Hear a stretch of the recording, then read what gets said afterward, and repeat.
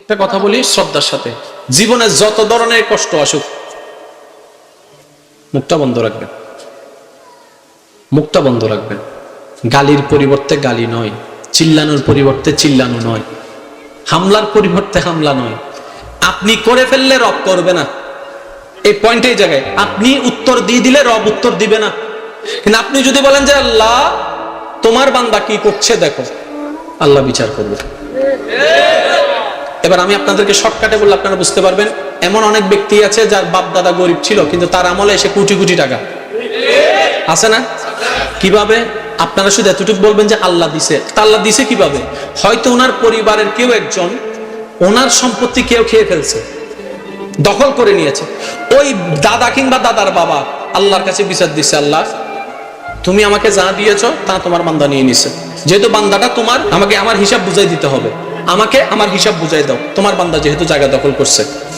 আল্লাহ পাক ওই বান্দার আমল নামার মধ্যে নাতির কিংবা নাতির পতির আমলে 10 গুণ সম্পদ ব্যবস্থা করে দিয়েছে।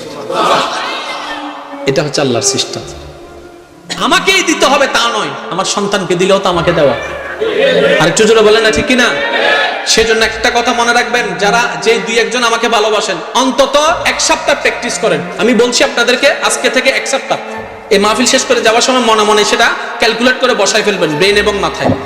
1 সপ্তাহ আজকে থেকে আগামী বুধবার পর্যন্ত অপ্রয়োজনীয় কোনো শব্দ ব্যবহার করবেন না। কোন সিচুয়েশনে যদি আপনার রাগ ধরে, মেজাজ ধরে, আপনার মনে হয় যে আমার রাগ বাড়ছে, আপনি শুধু মনকে এতটুকু বলবেন, আমি রাখবো না, আমি কিচ্ছু বলবো না, যা হচ্ছে। এই 1 সপ্তাহের মধ্যে আপনার যে আমূল পরিবর্তন হবে, আপনি নিজে বুঝতে পারবেন মনের মধ্যে একটা আলাদা শান্তি চলে আসছে। এবার আপনারা বুঝবেন রাগটা কি ফেরেশতা থেকে আসে নাকি শয়তান থেকে? আমি আরেকটু জোরে শুনতে চাই। গালাগালিটা কি ফেরেশতা থেকে আসে না শয়তান থেকে? ঝগড়াটা কি শয়তান থেকে আসে না ফেরেশতা থেকে? তাহলে সবকিছু আছে শয়তান থেকে। আমরা বান্দাকার, আমরা কেন ওটা নিব?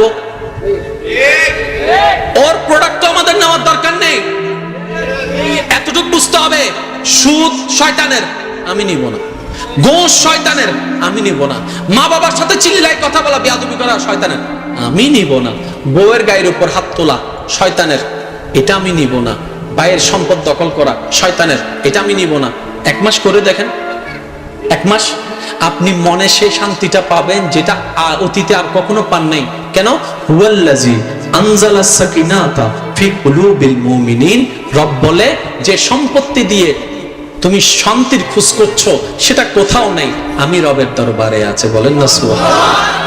যে রবের হবে সবকিছু তার হবে। শেষ একটা কথা বলে আমি বিদায় নিচ্ছি।